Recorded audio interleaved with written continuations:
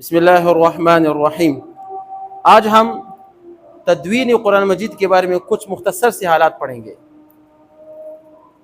سب سے پہلے آپ کو یہ یاد رکھنا چاہیے کہ جب قرآن کا نزول ہوا تو شروع میں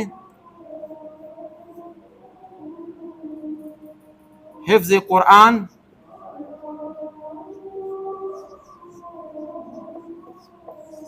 پر توجہ تھا۔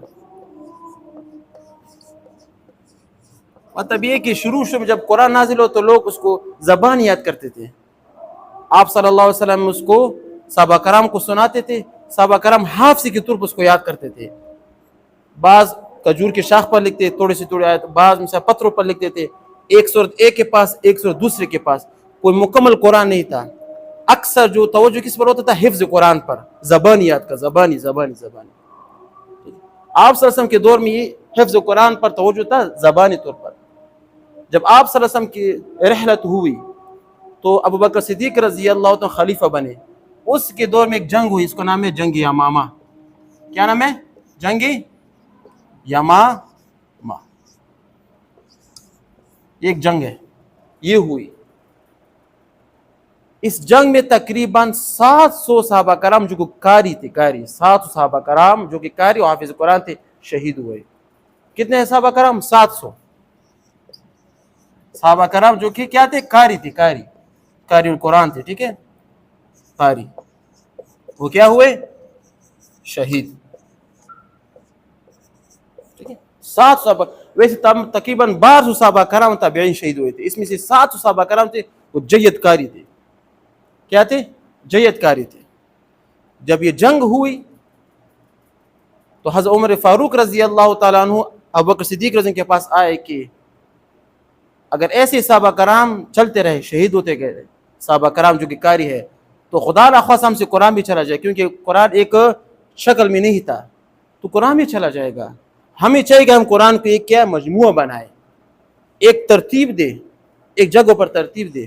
شروع میں ابو بکر صدیق نے انکار کیا کہ جو کام آپ صلی اللہ علیہ وسلم نہیں کہ میں کیوں کروں، لیکن بار بار اصرار کرنے پر اس کو شک صدر ہوا، اس کو اس کام پر راضی کیا۔ پھر کیا ہوا؟ ابھی کس طرح قرآن کو جمع کریں، تو اس کے لیے کمیٹی تشکیل دی، صحابہ کرام کی کمیٹی تشکیل ہوئی، جس کے سربراہ کون تھے؟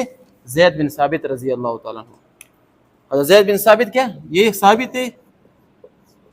حضرت زید بن کیا نام اس کا؟ ثابت۔ یہ صحابی تھے، اس کو کمیٹی کا سربراہ، اس کے ساتھ 2 صحابہ کرام اور بھی تھے۔ تمام صحابہ کرام یہ اعلان کیا کہ جس کے پاس قرآن کا جو بھی نسخہ ہو وہ سب لا کر اس کو پاس جمع کرائے، اور جس صحابی نے جس طرح بھی آپ سے قرآن سنا ہو ان دونوں کو اس کو سنائے اور اپنے ساتھ 2 گواہ بھی لائے۔ تو اس طرح صحابہ کرام آتے گئے، اس کو قرآن سناتے گئے۔ یہ کاتب وہی بھی تھے، یہ لکھنا جانتے تھے، اس طرح قرآن کو لکھ رہے تھے۔ ایک مجموعے کی شکل تیار ہوئی، ٹھیک ہے، صرف ایک نسخہ تیار ہوا۔ اس میں 30 پارے نہیں تھے کہ منزل کچھ بھی نہیں تھے، صرف مجموعے طور پر ایک نسخہ تیار ہوا۔ اس میں سورتوں کی ترتیب جس طرح آپ صلی اللہ علیہ وسلم سورتوں کی ترتیب بتائی تھی، پہلے سورۃ الفاتحہ، پھر سورۃ البقرہ، اسی طرح اس قرآن کو کس طرح جمع کیا گیا۔ اس پر اعراب نہیں تھے، ٹھیک ہے، اس پر نقطے بھی نہیں تھے۔ آج کل تو اعراب ہے نا، زبر زیر پیش، اس پر نقطے اعراب نہیں تھے، صرف ایک مجموعہ تیار ہوا۔ کیا ہوا؟ ایک مجموعہ تیار ہوا، اور اس مجموعہ کو حضرت حفصہ رضی اللہ تعالی عنہا جو کہ آپ صلی اللہ علیہ وسلم کے ازواج مطہرات میں سے تھے، اس کے گھر میں اس کو محفوظ کر دیا گیا۔ یہ شروع میں پہلا مرتبہ اس کو کہتے ہیں تدوین قرآن، جو کہ حضرت بکر صدیق کے دور میں ہوا ہے۔ دوسرا جو جمع قرآن ہوا حضرت عثمان غنی کے دور میں ہو، اس کے لیے کچھ تفصیل ہے، انشاءاللہ ہم آئندہ کلاس میں اس کی تفصیل پڑھیں گے۔